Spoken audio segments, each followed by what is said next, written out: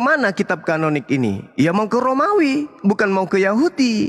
Berarti ketika kitab ini mau ke Yunani atau ke Romawi, berarti yang harus dicari adalah kitab yang mendudukkan ajaran yang berkesesuaian dengan nenek moyang mereka, yaitu dewa Zeus nusul menjadi manusia lalu menjadi Tuhan. Apa yang sesuai di situ? Yaitu 4 kitab kanonik. Makanya kitab-kitab yang lain itu ditolak. Karena yang hanya berkesesuaian itu adalah 4 kitab ini. Nah, Al-Quran menarasikan bahwa mereka ingin menipu Allah. Yuhadi'una Allah walladina amanu wa ma yakhda'una illa anfusahum wa ma yash'urun. Orang-orang kafir itu ingin menipu Allah dan ingin menipu umat Islam. Tapi sesungguhnya mereka hanya menipu diri mereka sendiri. Apa pembuktiannya? Mereka menyembunyikan identitas baginda Rasulullah Muhammad SAW di kitab mereka. Menghilangkan. Padahal Al-Quran mengatakan, wa isqala Isa bin Maryam, ya bani Israel, inni rasulullahi ilaikum, musaddiqan lima baina yadayhi minat Taurah, wa mubashiran bi rasuli ya'ti min ba'dihi ismuhu Ahmad. Falamma ja'ahum bil bayyinati qalu hadza sihrun mubin. Beliau sudah mengajarkan, oknum yang datang kepada Bani Israel sudah mengajarkan akan datang Nabi setelahku. Tetapi karena mereka nggak nerima, jangankan Nabi di luar Bani Israel, Yesus yang jelas-jelas dari tengah-tengah Bani Israel aja ditolak. Apalagi yang dari luar, nggak mungkin mereka mau. Yesus aja yang datang jelas-jelas sebagai Mesias, sebagai Nabi, dibunuh sama mereka. Apatah lagi muncul lagi pengabaran munculnya Nabi di luar dari Bani Israel. Gak mungkin itu diloloskan. Tetapi Tuhan itu kemudian memiliki cara untuk memberikan petunjuk. Maka petunjuk itu ada. Apa petunjuk itu datang? Selain di Al-Quran. Wa ma Muhammadun illa Rasul dan seterusnya. Muhammadar Rasulullah dan seterusnya. Innama amruhu idza arada syai'an ayyakula lahu kun fayakun. Allah cuma mengatakan mau maka semua jadi. Itu jelas. Wa innaka la tahdi ila siratim mustaqim. Itu sudah jadi. Jadi tidak ada yang kemudian bisa membatasi itu. Di Al-Quran ketika dikatakan oleh Allah bahwasanya Rasulullah Muhammad SAW kafatal linnas datang untuk seluruh umat manusia. Dan itu pemberitaannya sudah ada di kitab-kitab terdahulu. Maka muncul kemudian inisiatif untuk membaca Bible. Ternyata di situ ada satu poin. Di kisah para Rasul 21 yang kisah para Rasul 3 yang tadi. Kalau itu ternyata bukan untuk Rasulullah, oke, nggak masalah. Izinkan saya mencari siapa Nabi ini. Saya ingin tahu siapa Nabi yang ketika kemudian datang ajarannya tidak diterima, maka orang yang tidak menerimanya itu dibasmi. Saya paksakan Yesus dulu di situ nggak bisa, karena Yesus yang dibasmi. Sementara dikatakan akan terjadi. Artinya sejarah akan ditorehkan oleh Nabi itu. Bahwa siapapun yang tidak percaya, tidak mendengarkan ucapannya akan dibasmi. Bukan hanya dibasmi. Kalau Anda melihat original teksnya adalah dibunuh. Coba Anda baca original teksnya. Kisah para Rasul 3 nomor 23. Siapapun yang tidak mendengarkan ucapan Nabi tersebut akan dibasmi, akan dibunuh dari umat kita. Harusnya kalau ini untuk Yesus, ketika Yesus datang kepada Bani Israel, wahai Bani Israel, aku ini adalah Yahweh, aku ini adalah Tuhan, aku ini adalah, dan tidak dipercayai malah diolok-olok, dilempari batu, dan seterusnya. Harusnya mati mereka itu. Kalau ini benar untuk Yesus, tapi faktanya justru Yesus yang mati, berarti bukan dia. Lalu siapa? Masih ada Nabi setelahnya. Oh mungkin Paulus. Paulus juga mati. Lukas mungkin. Lukas juga mati. Yohanes kali. Yohanes juga mati. Petrus mati juga. Markus mati juga. Lalu siapa yang menegakkan hukum-hukum dengan cara sistem yang sama seperti Musa? Musa memimpin pasukan untuk menguasai satu wilayah. Baginda Rasulullah Muhammad SAW juga demikian adanya. Nah, saya tidak memaksakan beliau. Tidak, karena cukup Al-Quran bagi kami. Tapi ketika kita berdialog bersama dengan saudara-saudara kita Kristen, kita tanya, apakah ini untuk Nabi Yesus? Karena ini si Petrus bercerita tentang kitabnya Nabi Musa. Bukankah di dalam kitabnya Nabi Musa dikatakan? Ini Petrus bercerita tentang sebuah kitab. Bukankah di dalam kitabnya Nabi Musa diceritakan? Dikatakan, Tuhan Elohim akan membangkitkan bagimu seorang nabi. Bukan membangkitkan Tuhan, tapi membangkitkan nabi. Yesus nggak bisa di situ. Dari antara saudara-saudaramu. Siapa saudara-saudara dari Bani Israel? Ya Bani Ismail. Sama seperti aku, sama seperti Musa. Sama seperti Musa. Dengarkanlah dia dalam segala sesuatu yang akan dikatakannya kepadamu. Nah sekarang Nabi Musa memiliki Taurat. Taurat yang ada di Nabi Musa tidak ada campur aduk dengan Harun. Tidak ada campur aduknya dengan orang-orang yang ada di sekelilingnya. Semuanya berasal dari mulutnya Musa. Begitu juga Nabi yang datang seperti Musa, semua firman itu terlontar dari mulutnya. Bukan murid-muridnya yang berkata, bukan sahabat-sahabatnya yang berkata, tapi dari mulutnya sendiri. Dengarkanlah dia dalam segala sesuatu yang akan dikatakannya kepadamu. Artinya, ketika Nabi itu mengatakan sesuatu, semua sahabatnya, semua muridnya akan mendengarkan. Artinya, semua muridnya akan mengatakan satu hal yang sama, tidak berbeda-beda. Ketika dia mengatakan tidak ada Tuhan selain Allah, maka seluruh muridnya akan mengatakan tidak ada Tuhan selain Allah. Ayat kedua, tidak ada yang serupa dengan Allah, maka semua muridnya akan mengatakan itu. Karena semua muridnya akan mendengarkan perkataannya dia. Berarti dia yang menjadi patron. Kehidupan murid menjadikan dia sebagai habit, kebiasaan mereka untuk mengikuti si nabi tersebut. Tapi faktanya kan Yesus tidak bisa. Yesus mengatakan apa? Yohanes berkata beda, Markus berkata beda, Matius berkata beda, Paulus dan seterusnya. Jadi mereka penulis kitab kanonik ini menulis mendengarkan mulut siapa? Yesus? Enggak mungkin. Yesus tidak pernah berkata-kata dengan mereka. Sedangkan Al-Quran itu semua berasal dari mulut Rasulullah. Dengarkanlah apa yang keluar dari mulutnya. Didengarkan, dihafalkan, dituliskan. Maka muncul Al-Quran. Lalu kemudian, dan akan terjadi bahwa semua orang yang tidak mendengarkan Nabi itu akan dibunuh. Rasulullah Muhammad SAW sejazirah Arab menjadi makmum, menjadi pengikut beliau. Kenapa? Kalau tidak akan dikerahkan sanksi perintah ini, ditegakkan kemudian. Begitu juga Nabi Musa. Oh, semua yang dilewati Nabi Musa harus tunduk kepada Nabi Musa. Nggak bisa tidak. Bahkan dikatakan, jangan kau biarkan apapun yang bernyawa di dalamnya. Bunuh semua kalau mereka tidak tunduk. Nah, sedangkan di Islam tidak seperti itu. Anak-anak nggak boleh dibunuh, orang tua, rumah ibadah nggak boleh dihancurkan. Orang yang sudah menyerang nggak boleh kemudian dibunuh dan seterusnya. Nah, sedangkan perintahnya ini bahwa semua orang yang tidak mendengarkan Nabi itu akan dibasmi. Yesus bukan Nabi lagi. Dia Tuhan katanya.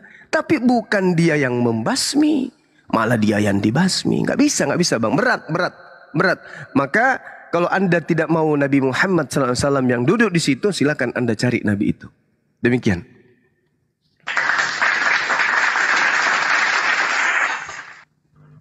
Mantap. Oke. Ya. Oh, ada yang mau tanggapin dulu ya? Enggak, lanjut silakan. Oke. Head to head. Ya. Saya masih berpegang pada pernyataan saya yang pertama, tapi kalau memang Bang Suma udah selesai dengan Nabi Muhammad, ya oke. Berarti sekarang coba kita pindah untuk melihat ayat ini kepada Yesus ya. Yaitu bahwa ketika dikatakan di sini bahwa dan akan terjadi bahwa semua yang tidak mendengar Nabi itu akan dibasmi. Kita nggak bisa menyatakan bahwa akan dibasmi pada saat itu ketika Yesus datang, karena Yesus datang pada saat itu ya yang berkuasa saat itu adalah orang-orang Yahudi saat itu, dan hukum-hukum Yahudi ditambah dengan pada saat itu Romawi menguasai Israel pada saat itu. Jadi hukum Yahudi dan Romawi pada saat itu yang berlaku, sehingga Yesus disalibkan itu kan termasuk dalam hukum Romawi pada saat itu. Tetapi hal ketika kita melihat bahwa dibasmi atau bahasa Bang Suma tadi bahwa akan mati dari umat ini, kan Yesus sendiri menyatakan bahwa setiap orang yang tidak percaya kepada dia, apa yang dia nyatakan, apa yang dia katakan dalam firman-Nya, bukankah tidak akan diselamatkan? Nah, tidak diselamatkan itu atau mati kekal itu berbicara apa? Kalau kita melihat kepada kejadian yang dinamanya mati ketika Allah berfirman kepada Adam dan Hawa bahwa ketika kamu makan buah ini kamu akan mati. Mati itu berbicara adalah keterpisahan dengan Tuhan, sehingga mereka harus mengalami konsekuensi keluar dari Taman Eden yang tadinya bersama-sama dengan Tuhan, tidak lagi bersama-sama dengan Tuhan. Jadi ketika di sini di ayat 23 dikatakan mati, bahwa orang Israel akan mati ketika dengar Tuhan, itu mereka tidak akan mengalami yang namanya keselamatan atau ada bersama-sama dengan Allah nanti. Jadi ketika Yesus sendiri menyatakan kan bahwa ketika dia datang dari Bapa, apa yang dia nyatakan itu dari Bapa, dan ketika tidak mendengarkan dia kan pasti akan mengalami kematian itu, yaitu tidak selamat atau berada berbeda tempat dengan Allah. Ya pasti bukan di sorga, itu kematian. Jadi terus tadi Bang Sumo juga nyatakan bahwa ini tidak akan bukan untuk Yesus, karena Yesus pun mati. Iya betul, orang Israel sendiri pun menolak Yesus, dan itu dituliskan oleh Yohanes 1 ayat 10-11 atau 11-12. Kalau saya nggak salah antara 10-11 atau 11-12 dinyatakan bahwa dia datang kepada milik kepunyaannya, milik kepunyaan tuh nggak mengenal dia, nggak menerima dia. Jadi mereka memang betul-betul nggak mengenal Yesus seperti yang dituliskan oleh Yohanes. Jadi bukan agama kitab kanon itu tujuannya bukan kepada apa tadi yang Bang Suma bilang pagan atau apa tadi, harus kepada Yahudi. Tetapi ketika Yesus datang aja orang Yahudi nggak mengenal dia, dan dia juga nyatakan bahwa setiap orang yang tidak percaya atau tidak mau mendengar apa yang dia katakan kan pasti akan mati dalam kebinasaan, pasti akan mati, yaitu terpisah dengan Allah, nggak akan bersama-sama dengan Allah. Jadi kira-kira begitu tanggapan saya. Oke, saudara saya terima kasih. Jadi gini, kutipan Petrus dalam Kisah Para Rasul 3 itu berawal berpangkal kepada Ulangan 18 nomor 18. Ini pengakuan Nabi Musa. Seorang nabi akan kubangkitkan bagi mereka di antara saudara mereka, seperti engkau ini. Aku akan menaruh firmanku di dalam mulutnya.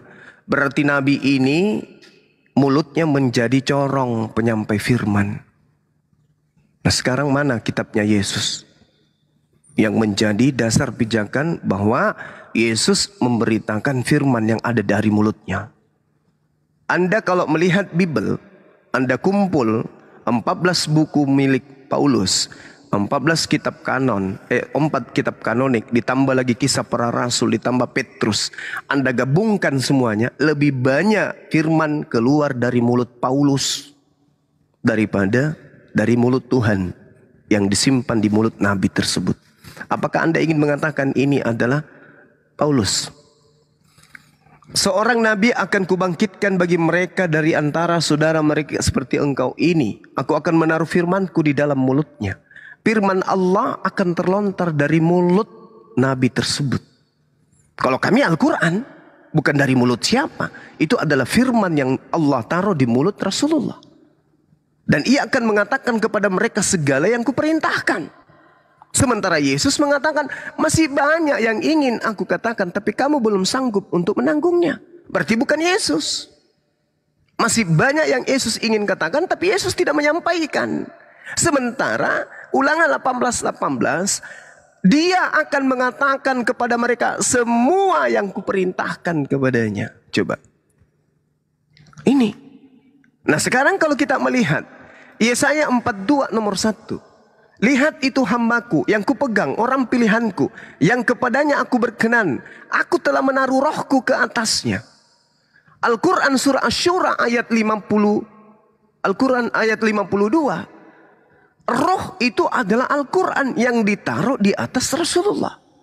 Lihat hambaku yang kupegang, orang pilihanku. Aku akan berkenan kepadanya, aku menaruh rohku ke atasnya, supaya ia menyatakan hukum-hukum kepada bangsa-bangsa lain. Yesus pernah dia menyatakan hukum-hukum kepada bangsa lain? Enggak. Malah dia mengatakan, aku diutus hanya kepada domba yang hilang. Tidak patut roti yang disediakan untuk anak-anak Israel diberikan kepada bangsa Goyim. Loh, berarti bukan dia. Sebab ketika datang Nabi ini, dialah yang akan menegakkan hukum-hukum kepada bangsa lain. Harusnya Yesus itu berdakwah kepada Romawi. Tapi justru mengatakan, aku diutus hanya kepada domba yang hilang. Bukan, gugur dia bang, gugur. Jangan dipaksakan. Kemudian, supaya ia menyatakan hukum kepada bangsa-bangsa. Bagaimana mungkin kemudian Yesus, hukum yang Yesus bawa, itu dikebiri. Kata Yesus, aku datang bukan untuk meniadakan, tapi menyempurnakan, menggenapi. Di dalam Lukas 16:17, lebih mudah langit dan bumi lenyap daripada setitik dari hukum Taurat ini batal. Paulus menghancurkan semua itu. Berarti bukan Yesus. Kalau Yesus, harusnya Yesus yang berdiri memegang pedang, memimpin pasukan. Bukan Yesus. Kemudian kita lihat di dalam Keluaran 15:3. Tuhan Elohim itu pahlawan perang. Maka Tuhan memimpin Nabi tersebut untuk berperang. Selayaknya Nabi Musa alaihissalam. Dia berperang bersama dengan Tuhan. Tuhan yang bersama dengan Musa berperang. Nah, Yesus mengalami enggak? Enggak. Dia malah diremas-remas sama Romawi. Diobok-obok sama Israel, sama Yahudi. Kasihan bang, gak bisa Yesus itu. Lumpuh dia. Kemudian Ulangan 33 nomor 2. Berkatalah ia, Tuhan datang dari Sinai. Ini Nabi Musa ini. Yang datang dari Sinai, Nabi Musa. Dan terbit mereka dari Seir. Ia nampak bersinar dari Gunung Paran. Ini siapa dari Gunung Paran? Seir ini siapa? Sion. Siapa ini? Yesus. Musa dari Sinai. Yesus dari Sion, dari ke Seir. Lalu kemudian dari Faran siapa? Dialah yang membawa 10.000 orang suci. Yang kemudian membawa hukum Tuhan menyala-nyala di sebelah kanannya. Ini siapa? Dari Faran ini siapa? Siapa dari Faran? Siapa yang berasal dari Madinah? Siapa yang berasal dari tanah Arab? Baginda Rasulullah Muhammad SAW. Yang membawa, melumpuhkan 10.000 orang suci. Menggunakan 10.000 orang suci dia bawa ke Mekah. Melumpuhkan Mekah, itu siapa? Baginda Rasulullah Muhammad SAW. Pernahkah kemudian Yesus memimpin 10.000 orang suci untuk menaklukkan Yerusalem, menaklukkan Roma, menaklukkan kemudian Yunani? Enggak pernah. Menaklukkan Mesir? Enggak pernah. Pernahkah kemudian Yesus membawa kekuatan untuk mengusir kekaisaran Romawi dari Yerusalem? Enggak pernah. Jadi dia bukan Yesus ini, bukan. Tuhan datang dari Sinai, Nabi Musa alaihissalam, dan terbit kepada mereka dari Seir. Yesus atau Isa alaihissalam, ia nampak bersinar dari pegunungan Paran. Baginda Rasulullah Muhammad sallallahu alaihi wasallam datang dari tengah-tengah puluhan ribu orang yang suci. Di sebelah kanannya nampak kepada mereka api yang menyala. Api di sini adalah hukum-hukum yang harus membakar semua hukum di luar daripada hukum Tuhan. Hukum kejahiliaan dibakar, hukum paganisme dibakar, hukum animisme dibakar, hukum ateisme dibakar semua. Dibakar dengan hukum Tuhan. La ilaha illallah Muhammad Rasulullah. Siapa dia yang memimpin pasukan 10.000? Yesus kah? Yesus malah berkata di dalam Yohanes 6 nomor 17, nomor 70. Yang lain jangan tertawa ya. Dengarkan. Aku yang memilih kalian yang 12 orang ini. Tapi satu orang di antara kalian adalah setan. Mana yang 10.000? Mana 10.000? Mana pasukan yang dibawa oleh Yesus? Mana?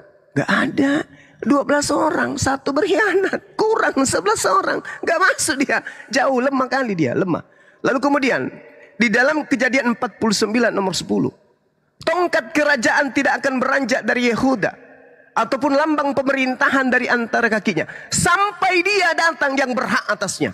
Berarti ada masa di mana kerajaan Yehuda, kerajaan Daud, kerajaan Salomo, kerajaan Israel diambil alih ketika yang berhak itu sudah datang.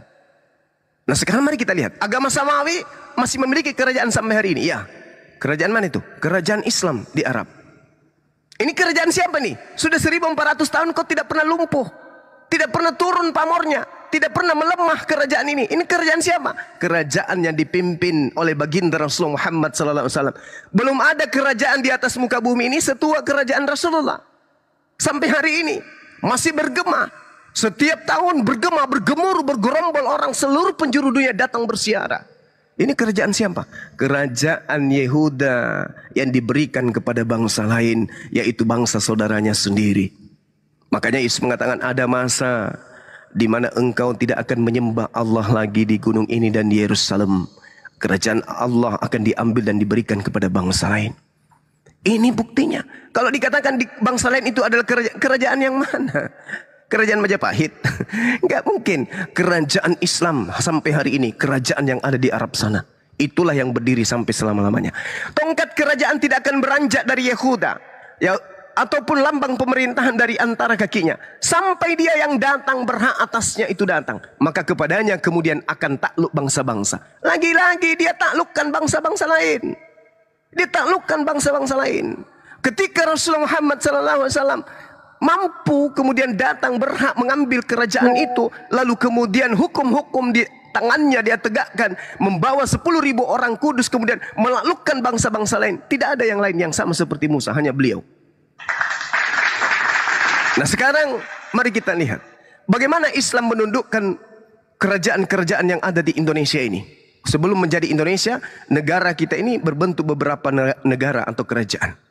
Bagaimana Islam, ajaran Rasulullah menaklukkan bangsa-bangsa yang ada di Indonesia? Ada berapa bangsa? Bangsa Sriwijaya, bangsa Makassar, bangsa Jawa dan seterusnya, Pajajaran dan seterusnya. Bagaimana kemudian Rasulullah menaklukkan bangsa-bangsa ini, menegakkan hukum-hukumnya? Damai sejahtera. Lalu bagaimana kerajaan yang dipimpin oleh Belanda, Portugis ke sini? Dengan cara penjajahan. Nah, sedangkan yang dikatakan rancangannya adalah damai sejahtera. Kerajaan yang ditegakkan dengan kekuatan, tapi damai sejahtera. Nah, inilah yang saudara harus pahami dengan baik. Maka ketika kita berbicara kisah para Rasul 3:23, tidak ada satu oknum pun yang bisa duduk di sana. Yesus tidak masuk, baru daftar sudah gugur dia. Belum masuk dites, belum dites. Baru dilihat tingginya, besar kakinya, baru dilihat mukanya, oh udah gugur, maaf bang, mundur, Anda nggak lulus. Apalagi mau jadi pemain tunggal, nggak bisa dia, nggak bisa. Mohon maaf, itu keadaan yang harus Anda telan meskipun pahit. Silakan. Iya. Saya bingung, saya mau tanggapi yang mana saking banyaknya yang disampaikan Bang Suma ya. Subhanallah. Iya, maaf bang, maaf. Baru tahu. Iya. Makasih Dintahen. Silakan bang. Intinya gini bang. Dudukkan aja Yesus di situ. Nanti kita takar. Tingginya cukup nggak? Silakan. Oke. Iya. Tadi saya udah menyampaikan kan tentang, dan itu Bang Sobe juga tadi nyatakan bahwa firman akan keluar dari mulutnya dan yang mengutus dia akan menaruh firman gitu-gitu lah. Dan itu kan ada pada Yesus, bahwa Yesus nyatakan sendiri bahwa dia tidak bisa berkata-kata dari dirinya sendiri, tetapi dia akan berkata-kata setiap apa yang didengar dari Bapa, dan itu yang dia nyatakan. Sehingga kan ayat 22 kembali lagi dulu bahwa Tuhan akan membangkitkan bagimu seorang nabi dari antara saudara-saudaramu sama seperti aku. Dengarlah dia dalam segala sesuatu yang akan dikatakan kepadamu. Jadi kenapalah dengar? Karena memang yang Yesus bilang bahwa dia tidak. Jadi saya dua poin dari pernyataan Yesus untuk mendudukan Yesus pada ayat 22 dan 23 ini, yaitu poin yang pertama bahwa Yesus sendiri nyatakan bahwa apa yang dia nyatakan kepada bangsa Israel itu yang didengarkan dari Bapa. Dan yang kedua di ayat 23 bahwa ketika setiap orang yang tidak mendengarkan nabi itu akan mati kan. Nah, Yesus sendiri pun berkata bahwa setiap orang yang tidak mendengarkan atau tidak percaya kepada dia akan mengalami kematian atau keterpisahan dengan Allah nanti ketika dia mati. Dia terpisah dengan Allah adalah dia tidak bersama-sama dengan Allah di sorga, yaitu kematian yang adalah keterpisahan dengan Allah itu sendiri, kematian kekal atau tidak berada di sorga. Jadi itu dua poin saya untuk menduduk dari pernyataan Yesus sendiri untuk melihat kisah Rasul 22 ayat 23 ini. Ya, kira-kira begitu sih. Oke, kalau baik. ada teman Kristen di sini yang mau menambahkan, kayaknya nggak ada ya, saya sendiri ya. Gak apa-apa, Nggak apa-apa bang, pelan-pelan aja kita ya. Jadi beragama itu kan harus iman, akal, akal, iman, iman, akal, akal, iman. Kan gitu ya. Jangan ditimpang, jangan digunakan satu, harus dua. Kalau kita sudah pakai itu, insya Allah kita akan sampai kepada kebenaran itu sendiri. Nah, sekarang gini. Saya menghargai saudara ketika saudara mengatakan Yesus tidak berkata-kata dari dirinya sendiri. Dengan mengatakan itu, Anda meloloskan Yesus pada satu syarat dia lolos, tapi syarat-syarat yang lain dia gugur. Berarti dia bukan Tuhan. Ini masalah. Karena dia tidak bisa bicara dari dirinya sendiri. Sementara yang dikatakan Tuhan, Mazmur 33 nomor 9, Yesaya 55 nomor 11, dia memberi perintah maka semuanya ada. Dia maha berkehendak. Yesus tidak berkata-kata dari dirinya sendiri. Nah, lalu kemudian kalau Anda mengatakan ini adalah untuk Yesus, dikarenakan di situ dikatakan bahwa segala perkataan yang didengarkan itu sesuatu yang didengarkan, barang siapa yang tidak mendengarkan maka dia akan dibunuh. Di sini yang perlu kita pahami adalah Yesus ini mengatakan di dalam kitab saudara sendiri berdasarkan hasil kesaksian yang datang kepada penulis Yohanes bahwa Yesus berkata segala firman telah disampaikan kepada mereka. Nah, sekarang mana segala firman itu? Mana segala firman itu? Yang harus ditegakkan itu mana? Ternyata firman yang sampai kepada teman Kristen, firmannya Lukas, firmannya Matius, firmannya Markus, firmannya Paulus. Yang dimaksud di sini adalah firman Tuhan yang muncul di mulutnya Yesus itu mana? Dengarkanlah dia dalam segala sesuatu yang akan dikatakannya kepadamu. Mana? Contoh. Kita melihat Kristen hari ini ibadah hari Minggu. Mana perintah Yesus ibadah hari Minggu? Kita melihat saudara kita Kristen hari ini menyembah Yesus. Mana perintah yang keluar dari mulut Yesus menyembah Yesus? Mana? Saudara Kristen hari ini menjadikan Paulus itu sebagai rasul. Mana perintah yang keluar dari mulut Yesus untuk menjadikan rasul Paulus itu sebagai rasul? Enggak ada.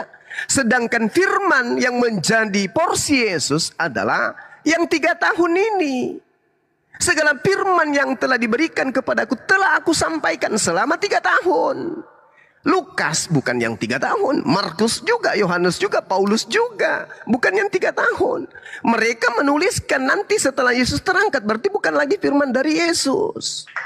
Gak ada lagi firman.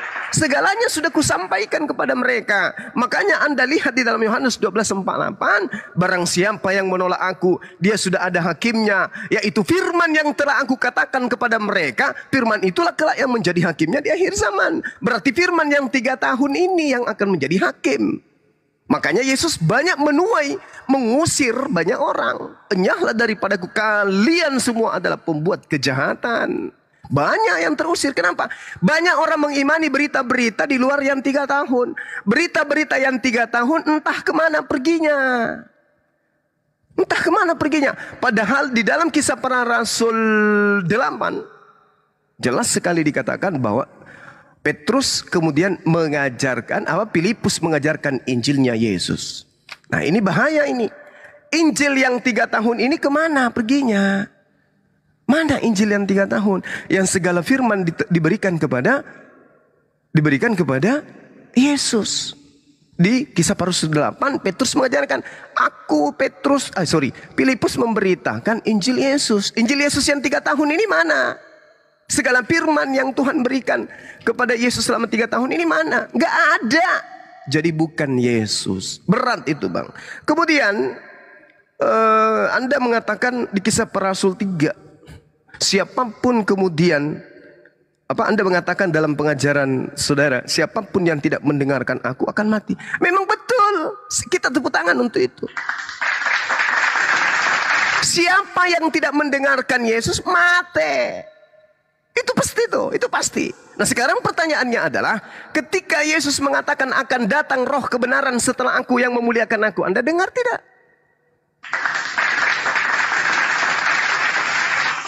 Ketika Yesus mengatakan aku tidak dapat berbuat apa-apa dari diriku sendiri, Anda terdengar tidak?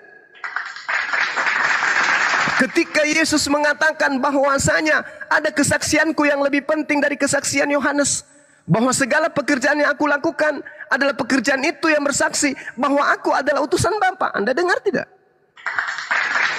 Ketika Yesus mengatakan hidup kekal itu adalah mereka mengenal Engkau Bapa yang di langit dan di surga, satu-satunya Tuhan, dan Aku adalah utusanmu. Anda dengar tidak?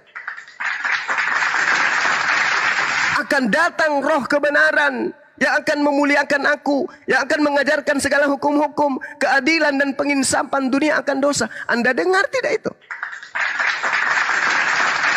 Barang siapa yang tidak mendengarkan Aku, bahwa Aku adalah utusan Tuhan, maka dia akan mati. Anda dengar tidak? Atau sebaliknya, Anda menutup telinga Anda, lalu mendengarkan Paulus. Sehingga ada sampai pada posisi menuhankan manusia tadi. Harus dengarkan Yesus dong. Dengarkan dia. Kita harus mendengar dia. Makanya Islam itu hanya mendudukkan dia sebagaimana apa yang diucapkan. Shema Israel. Al-Quran juga menarasikan itu. Ya Bani Israel, inni Rasulullahi ilaikum. Wahai Bani Israel, Aku ini utusan Allah pencipta langit dan bumi yang maha tinggi, maha suci. Kata Isa, kata Yesus. Beriman tak umat Islam ke situ? Beriman. Benar tak umat Islam mendengarkan Yesus? Benar. Tetapi umat Kristen akan mengatakan, kalau kamu mendengarkan Yesus, kenapa kamu tidak menjadi Kristen? Oh, nggak bisa. Kristen itu bukan ajaran Yesus. Kalau kamu mendengarkan Yesus, kenapa Anda dibaptis? Nggak bisa. Tidak. Yesus tidak pernah membaptis satu manusia pun. Nggak bisa. Yesus mengajarkan wudhu, bukan mengajarkan baptis. Nah, ini yang perlu saudara pahami. Bahwa ketika kita konsen terhadap satu poin, Kisah Para Rasul 3:22 sampai 23, baginda Yesus tingginya tidak lolos, berat badannya tidak cukup, maka dia tidak bisa duduk seperti Nabi, seperti Musa itu. Demikian, silakan. Iya, nggak apa-apa kalau Bang Suma berkesimpulan demikian, nggak apa-apa. Nah, kalau tadi menanggapi Bang Suma bahwa ketika Yesus berbicara, dia adalah nabi, dia adalah utusan, dia tidak berbicara apa-apa, tidak bisa berbicara dari dirinya sendiri, dan Bang Suma berkesimpulan bahwa dengan pernyataan saya itu menggugurkan bahwa Yesus Tuhan. Kita nggak bisa, dan kalau saya menanggapi itu, pernyataan-pernyataan tentang dia nabi, dia nggak bisa, itu kan berbicara tentang peran. Ada beda peran dan beda natur. Kita nggak bisa menyamakan antara peran dan natur. Seperti kita semua di sini adalah natur manusia, tapi kita punya peran yang berbeda-beda. Dan ketika Yesus datang sebagai utusan, saya setuju akan hal itu. Saya setuju. Dan memang tertulis begitu, dia nabi, dia tidak. Tapi itu berbicara tentang peran. Nah, tadi juga Bang Suma menyatakan bahwa para penulis Alkitab, terutama Injil, itu semua dituliskan pada saat Yesus sudah naik ke surga. Itu saya sangat setuju juga. Dan memang betul adanya begitu. Contohnya Yohanes. Yohanes menuliskan itu saat Yesus sudah naik ke surga. Nah, pertanyaannya, kenapa mereka baru menuliskan saat Yesus sudah naik ke surga? Karena apa? Mereka dalam tuntunan Roh Kudus melihat kualitas Yesus itu dulu, sehingga mereka menuliskan tentang Yesus. Sehingga mereka berkesimpulan tentang Yesus karena mereka melihat kualitas dari Yesus ketika Yesus ada di dunia ini. Contohnya Yohanes. Apa tema besar dari Yohanes? Kalau kita lihat akhir-akhir dari Yohanes, pasal-pasal terakhir, Yohanes menuliskan bahwa apa yang dia tuliskan di sini untuk supaya pembaca dapat percaya bahwa Yesus adalah Allah itu sendiri. Nah, dia harus melihat keseluruhan dari Yesus itu sendiri, baru dia menuliskan. Jadi ketika dia menuliskan, apa yang dia tuliskan itu tepat sesuai dengan kualitas yang dimiliki oleh Yesus itu sendiri. Dan bagaimana kita bisa percaya akan tulisan Yohanes? Apakah pada zaman itu ketika Yohanes menuliskan kitabnya, apakah ada orang pada zaman itu yang membantah tulisan Yohanes? Seperti contohnya, ketika kita menyatakan bahwa Indonesia merdeka 1945, kenapa kita semua percaya Indonesia? Padahal kita nggak lahir atau kita nggak melihat kemerdekaan itu sendiri. Tapi kita bisa percaya kepada kemerdekaan itu karena ada sejarah-sejarah sejarawan yang menulis. Ada orang-orang yang menjadi saksi pada saat itu yang menyatakan demikian. Sehingga ketika sejarawan menuliskan Indonesia Merdeka 1945. Tidak ada satupun orang yang membantah tulisan sejarawan karena memang benar demikian. Sama halnya dengan Yesus, dengan penulis-penulis kitab. Pada zaman orang-orang hidup sesaman dengan mereka, ketika mereka menuliskan segala sesuatu tentang Yesus dengan begitu banyak saksi, tidak ada orang pada zaman itu yang membantah tulisan mereka. Pembantahan itu terjadi, mohon maaf, pada saat Al-Quran itu ada, sehingga bagi saya itu membelokkan tentang apa yang terjadi pada kualitas Yesus. Jadi ketika hal tersebut disajikan, kita lebih percaya mana? Saksi mata atau orang yang hidup ratusan tahun setelah penulisan itu? Semua orang akan menjawab bahwa kita akan lebih percaya kepada saksi mata langsung yang melihat dan tidak ada bantahan orang-orang pada zaman itu tentang apa yang dituliskan. Jadi ya kembali lagi, kita harus melihat kualitas Yesus secara langsung daripada penulis aslinya pada saat itu. Saya setuju bahwa tulisan itu ada setelah Yesus naik ke surga. Jadi kembali lagi bahwa peran itu tidak bisa kita samakan dengan natur. Peran beda dengan natur. Jadi ketika saya setuju Yesus adalah nabi dan seterusnya dituliskan itu, ya memang dituliskan begitu, dan itulah peran dia ketika dia datang ke dunia ini.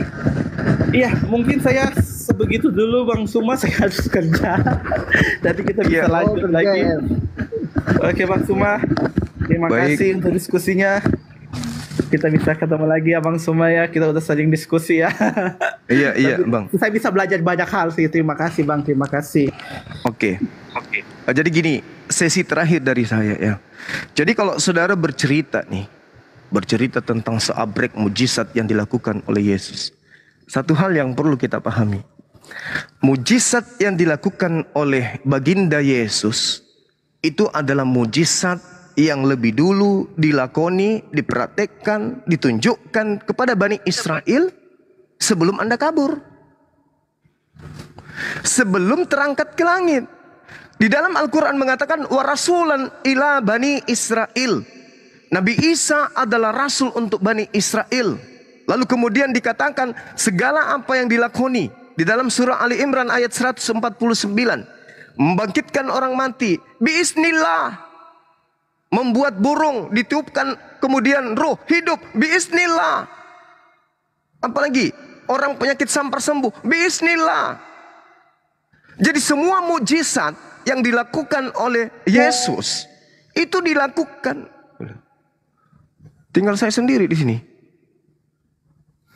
Itu dilakukan kemudian sebelum dia terangkat. Kenapa tidak dituliskan kemudian pada saat Yesus itu ada ngajar selama 3 tahun? Kenapa? Karena hal itu kemudian tidak ada pengajaran yang diminta oleh orang-orang yang ada di Israel sana agar mereka dibuatkan kitab. Makanya kitab Anda itu ditulis untuk non-Israel. Kitab itu ditulis untuk non-Israel.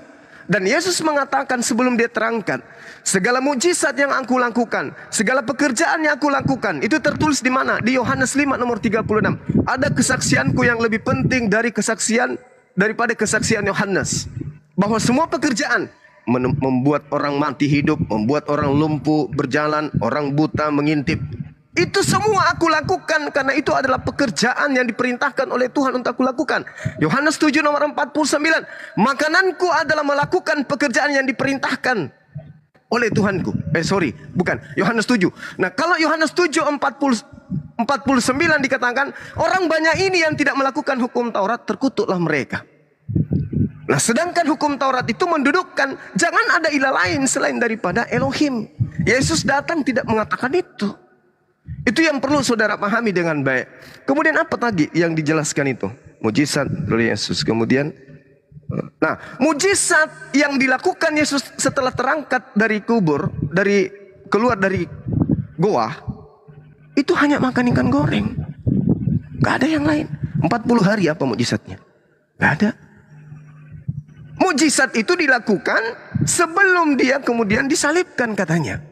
Nah, apa mujizat-mujizat ini? Yang paling hebat apa? Membangkitkan orang tidur, orang mati.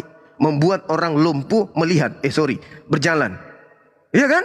Nah, apakah kemudian mujizat-mujizat ini yang membuat dia menjadi Tuhan? Kalau saudara mengatakan iya, apa orang-orang yang hidup di mereka yang hidup di sekeliling Yesus, kenapa masih membutuhkan kesaksian-kesaksian palsu untuk menjadikan Yesus ini tumbal, korban? Kenapa? Oh, dia membangkitkan orang mati, dia membuat orang lumpuh kemudian melihat, orang buta berjalan. Kebalik-balik ini. Ya, kenapa? Kalau sudah itu yang menjawabkan dia jadi Tuhan, harusnya sebelum terangkat ke langit sudah dituhankan emang. Gak perlu dia dibunuh, gak perlu dia disalibkan. Oh, ini Tuhan kita ini, hormat Tuhan, selamat siang, udah ngopi hari ini. Harusnya kayak gitu. Ini malah melakukan kesaksian-kesaksian palsu. Padahal mujizatnya sudah diuraikan semuanya. Ternyata mujizat yang dilakukan bukan untuk membuktikan dirinya itu membuktikan dirinya itu Tuhan. Tapi mujizat yang dilakukan untuk membuktikan dirinya itu adalah utusan Tuhan. Makanya umat Islam beriman kepada dia sebagai utusan Tuhan. Bukan Tuhan itu sendiri. Kisah para Rasul 2 nomor 22. Orang Israel harus tahu bahwa Yesus yang kumaksud ini dari Nazaret adalah orang yang ditentukan oleh Tuhan untuk menyatakan mujizat tanda-tanda kekuatan yang dilakukan oleh Allah melalui perantaraan Yesus. Ternyata mujizat itu bukan dari Yesus, mujizat itu dari Allah. Tetapi kemudian muncul Kristen menilai mujizat-mujizat ini sebagai sandaran standarisasi syarat menjadi Tuhan. Syarat menjadi Tuhan harus bangkitkan orang mati, mengampuni dosa, apalagi membuat orang lumpuh mengintip, orang lumpuh berjalan, orang buta melihat dan seterusnya. Ini syarat-syarat dari mana ini syarat? Tidak ada syarat itu. Nggak masuk dalam kategori syarat Tuhan menjadi Tuhan. Bahkan Paulus dengan tegas mengatakan di dalam Roma 14:9, apa yang dikatakan di sana? Untuk itulah Yesus mati, supaya dia bangkit dari kematian, agar dia menjadi Tuhan. Ini apa? Kalau di Islam itu final. Wa isqala Isa bin Maryam ya bani Israel inni rasulullahi ilaikum musaddiqan lima baina yadayhi minat Taurah wa mubashiran bi rasulin yati min ba'di ismuhu Ahmad falamma ja'ahum bil bayyinati qalu hadza sihrun mubin. Final. Makanya umat Islam itu ketika Anda mengatakan tadi apa itu? Tidak ada keselamatan bagi yang tidak mendengar. Siapapun yang tidak mendengarkan aku akan mati. Betul. Makanya ketika dia mengatakan Shema Israel Adonai Elohenu Adonai Ahad Qul huwallahu ahad Allahu samad. Final. Maka keselamatan itu hanya ada di Islam. Wa man azlama mimman iftara 'ala Allahi kadziba wa huwa yud'a ilal Islam. Ilal Islam. Wallahu la yahdil qaumal zalimin. Islam. Itu yang diterangkan seperti itu. Maka kembali kepada tema kita. Kalau saudara masih mendengarkan saya di bawah, jelas kisah para Rasul 3 nomor 22, nomor 23. Kandidat hanya masih Rasulullah Muhammad SAW. Kalau Anda masih punya kandidat yang lain, silakan Anda majukan. Tadi yang Anda majukan itu tingginya tidak nyampe, berat badannya tidak nyampe, warna bajunya tidak sesuai, sepatunya kebesaran, sendalnya bolong sebelah. Enggak cocok. Enggak cocok duduk sebagai Nabi sama seperti Nabi Musa alaihissalam. Tepuk tangan buat saya dong. Oke, saya kira begitu ya sahabat-sahabat sekalian. Karena di sini sudah mau azan zuhur, saya pamit dulu untuk sementara. Terima kasih atas segala perhatiannya. Mohon maaf atas segala kekurangan kepada guru-guru saya yang ada di sini, adinda-adinda saya, abang-abang saya. Mohon maaf, saya menguasai forum itu karena saya sangat semangat Tapi kalau ada kata-kata yang kurang berkenan, saya mohon dimaafkan, saya hanya manusia biasa. Kiranya Allah Subhanahu wa taala senantiasa memberikan kesehatan kepada kita, terutama kesehatan akal. Oke? Tangan boleh luka, Iya, Bang. kaki boleh luka, tapi akal harus tetap sehat. Karena ini adalah apa ini? Ini memori yang Tuhan berikan kepada kita yang harus kita jaga dengan baik. Dengan cara apa? Dengan cara wudu, dengan cara sujud. Itu pelihara otak ini dengan wudu dan sujud. Jangan dengan cara minum minuman khamar, berzina, mencuri, merampok. Jangan memfitnah, menggibah. Jangan. Wudu, baca Quran, sujud. Insya Allah darah lancar ke otak akan terpelihara sampai kita meninggalkan dunia ini. Subhanakallahumma wa bihamdi.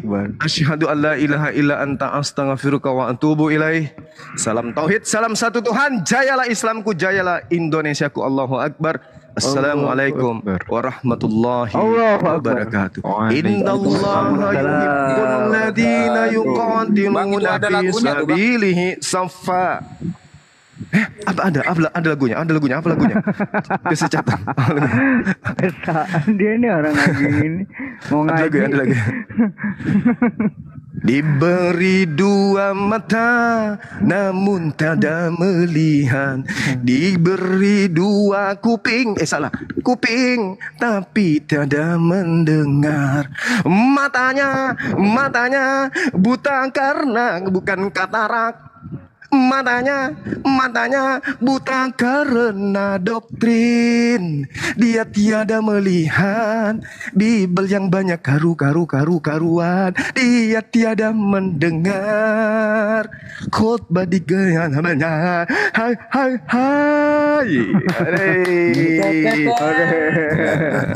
Itu lagunya ya. Terima kasih. Assalamualaikum warahmatullahi wabarakatuh. Waalaikumsalam. Barakallahu fikum Gurunda.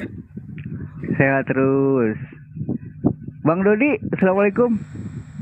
Bang Zuma jadi ketularan Bang Zuma. Bang Dodi, Salam dari Gorontalo, Bang. salam. Bang Dodi Muslim?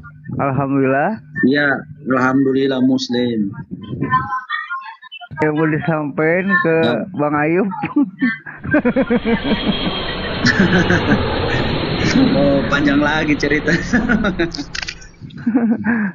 Iya, gimana kesan dan pesan melihat Guru Zuma sekarang?